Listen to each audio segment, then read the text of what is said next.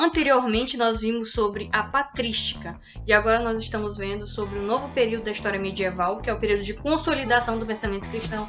Aqui a Igreja Católica ela já é aceita pela Idade Média, aqui todo mundo acha ser católico incrível, e quem não acha é preso, ok? Condenado. Então todo mundo tem que ser católico aqui. Aqui a gente está no alto período da Idade Média, já na baixa Idade Média, né? A partir do momento que a Idade Média vai acabar e a Igreja Católica está se fortalecendo cada vez mais, e nesse período a gente vai ter a gente não mais vai precisar de pais. Agora a gente vai precisar de pensadores filosóficos que idealizem de maneira bem complexa o que é o cristianismo. Então, a patrística acaba aqui, porque aqui vamos iniciar a escolástica, que é o quê? Que é uma maneira filosófica de se pensar, tá? Um cristianismo dentro das universidades da Idade Média. Então, ela vai visar responder as principais questões que a fé cria, que a fé cristã ela vai suscitar. Então a escolástica ela vai resolver questões entre fé e razão dentro das universidades. Então a escolástica vai ser basicamente o que vai inventar as universidades. Onde lá dentro da universidade vai se ensinar o trivium e o quadrivium, que foi o que nós vimos em história. Então as universidades vão surgir na Idade Média, na Baixa Idade Média, com a intuição dos católicos. Quem detém todo o conhecimento e propagação do conhecimento são os católicos. Então eles que fundam as universidades na Idade Média. E aí nós vamos ter o grande pensador da escolástica, que vai ser essa filosofia que vai ser propagada dentro das universidades, dentro da academia, ou o grande São Tomás de Aquino, que vai nascer na Baixa Idade Média, no período ali de mudança, né, do feudalismo vai estar acabando, vai começar a voltar a produção para a venda, o comércio vai voltar, né, as cruzadas elas vão gerar comércio, as rotas comerciais que vêm da China, vendendo seda e vendendo produtos e especiarias do Oriente, e a Europa vai comprá-los, né. Nós estamos vendo um período de criação dos burgos, que são os futuros burgueses, né, que moram nas cidades, que vai começar a mudar, a gente vai começar a acabar aqui já, vai começar um período de finalização da Idade Média. É nesse período de grandes transformações, período conturbado, que vai nascer o São Tomás de Aquino. E o pensamento dele é um pensamento baseado em pensadores gregos novamente. Por quê? Um filósofo de seu tempo sempre lê quem veio antes deles. Então quem veio antes deles? Aristóteles, Sócrates, Platão, Parmênides, pré-socráticos, sofistas. Então esses caras eles vão ler todos os que vieram antes dele. E o que o São Tomás de Aquino mais vai gostar, adivinha? Do Aristóteles. Então, enquanto que o Agostinho ele gostou mais do Platão, o São Tomás de Aquino vai gostar mais do Aristóteles. Inclusive, o São Tomás de Aquino lê bastante Santo Agostinho, né? Ele se inspira bastante nesse Santo Agostinho.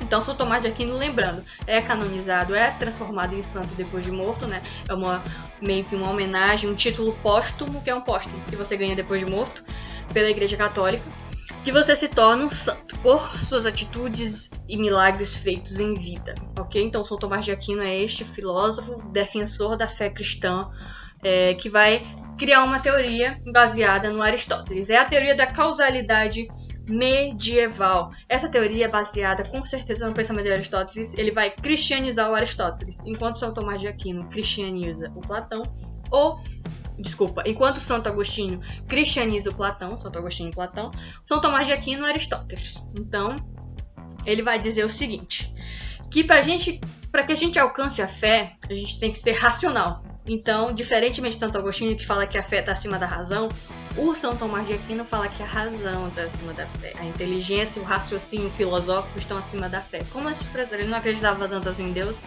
Claro que não. É porque o São Tomás de Aquino está falando com hereges. O que são hereges? São pessoas que renegam a Igreja Católica, que dizem que é completamente errado ser cristão. Então ele quer convencer esses hereges a entrarem no catolicismo. Para que ele convença, ele tem que pensar como um herege, pensar de maneira racional. Então, quando ele for explicar o que é ser cristão para um herege, ele vai explicar a partir da racionalidade, ao invés de usar o que o Agostinho falava, que existe um mundo sensível e um mundo inteligível. Ele não vai falar isso. Ele vai falar que Deus ele está aqui. Aqui conosco, Deus está nos elementos que a gente consegue ver com os olhos. E por isso é a teoria da causalidade medieval, que é a mesma teoria do Aristóteles, que o Aristóteles fala que existe um motor que vai causar o mundo. E o São Tomás de Aquino vai falar que existe um causador de tudo, que parece muito com o que Aristóteles diz, e esse causador é Deus. Então Deus causa, é a causa sem causa que gerou todas as causas. Então para ele Deus é essa causa que não tinha causa, ok? Causa sem causa que gerou todas as causas. Então Deus vai gerar todas as outras causas que vão criar o mundo, esse mundo sensível que nós estamos, e nesse mundo que a gente vai encontrar Deus, e não no mundo das almas. Não, a gente encontra Deus aqui mesmo. Então a teoria do São Tomás de Aquino se diferencia do Aristóteles nesse sentido. Basicamente é isto, a teoria do São Tomás de Aquino é bem simples, é sobre causas. E é interessante a gente ressaltar que todos esses 4 filósofos eles vão pensar em um cristianismo que seja propagado universalmente para as pessoas. Então, gente, deu para entender? Basicamente, o que esses 4 filósofos vão pensar serão a defesa da fé a partir da explicação racional filosófica. Alguns deles, como Tertuliano, recapitulando, Clemente de Alexandria defende que a fé e a razão elas se unem. E que Jesus é a favor da cultura, enquanto que o Tertuliano ele afirma que a fé e a razão são diferentes e Jesus Cristo não é a favor da cultura. O Santo Agostinho, que ainda é da patrística, ele defende que existe algumas teorias baseadas na de Platão. Como assim? Existe o mundo inteligível, que é o mundo das ideias e das almas, e o mundo perfeito, que é onde Deus está, e existe o mundo sensível, que é o mundo terreno, onde a gente está. E o São Tomás de Aquino vai dizer que não existe esses 2 mundos, que na verdade Deus está aqui conosco e nós podemos alcançar a salvação aqui, porque Deus ele é a causa sem causa que gera todas as coisas. Então, basicamente, o que esses caras irão pensar é isto, galera. Obrigado a todos vocês que assistiram esse vídeo até aqui, até este final. Espero ter ajudado vocês.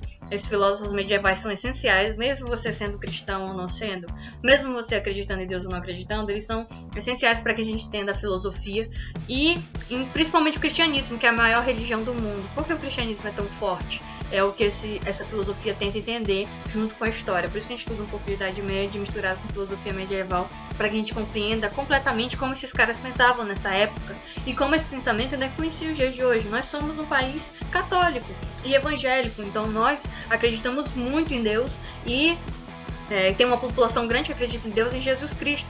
Então, como é que explica isso? A grande influência medieval, do pensamento medieval atualmente. Então, quando vocês forem compreender essa filosofia medieval, sempre trago para a realidade de vocês, de cristãos ou não cristãos, ou de pessoas que vocês conhecem que são cristãs, que é uma religião extremamente relevante no nosso país, ok? Então, a filosofia medieval ela serve para que a gente compreenda o pensamento desses filósofos, né? Os 4 filósofos, quem são eles? Clemente, Tertuliano, Santo Agostinho e São Tomás de Aquino. E que a gente possa compreender a disseminação do cristianismo pelo mundo até chegar aqui onde hoje nós estamos, o Brasil. Obrigado por chegar até aqui e até a próxima!